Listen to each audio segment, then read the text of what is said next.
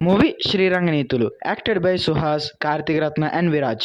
Movie చూసిన తర్వాత నాకైతే బాగుంది అని అనిపించింది. ఇంటి స్టోరీ పార్ట్ ఇందులో టోటల్ 3 స్టోరీస్ ఉంటాయి. ఫస్ట్ వన్ ఏమించి ఉండే ఊర్లో తను పాపులర్ అవుదాం అనుకుంటాడు. అండ్ సెకండ్ వన్ వచ్చేసి తనలో ఉన్న డిప్రెషన్ ని కోల్పోవడానికి కొన్నిటికి అలవాటు పడుతూ ఉంటాడు. అండ్ థర్డ్ వన్ వచ్చేసి కపుల్ వాళ్ళ యొక్క లవ్ స్టోరీని ఇంట్లో చెప్పి ఎలా ఒప్పించారు, చివరికి పెళ్ళయిందా లేదా వాళ్ళకి అనేది third story.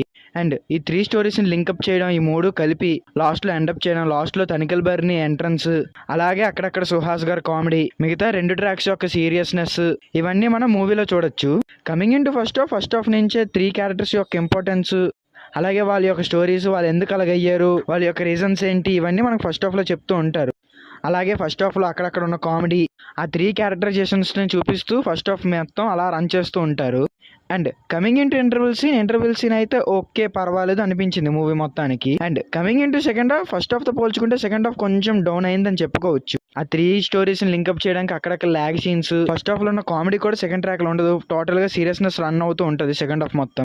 Coming into climax and pre climax నాకైతే చాలా అంటే చాలా బాగా నచ్చాయి. ప్రీ క్లైమాక్స్ అండ్ క్లైమాక్స్, తనిఖీల్ బర్ని గారి ఎంట్రన్స్, ఆ వెనకతల సాంగ్, ఆ బీజిఎం, ఆ 3 స్టోరీస్ లింకప్ చేసే పద్ధతి, ఇవన్నీ చాలా బాగుంటాయి మూవీకి. పైగా క్లైమాక్స్ కూడా మనకి సాటిస్ఫైడ్ అనిపిస్తుంది. And coming into movie positives, actors performance, అలాగే comedy timing, BGM, songs, story line narrate చేసే విధానం, సినిమాటోగ్రఫీ, ప్రతి ఒక్క క్యారెక్టర్ కి ఇంపార్టెన్స్ ఇవ్వడం, ఇవన్నీ పాజిటివ్స్ మూవీకి. And coming into negative, second half మొత్తం సీరియస్ ట్రాక్ రన్ అవడం వల్ల చిన్న ల్యాగ్ ఇష్యూస్ లా ఉంటాయి మనకి. అంతే, ఈ మూవీకి నేను ఇచ్చే రేటింగ్ 4/5. మీకు ఎలా అనిపించిందో కింద కామెంట్స్ లో చెప్పండి. థ్యాంక్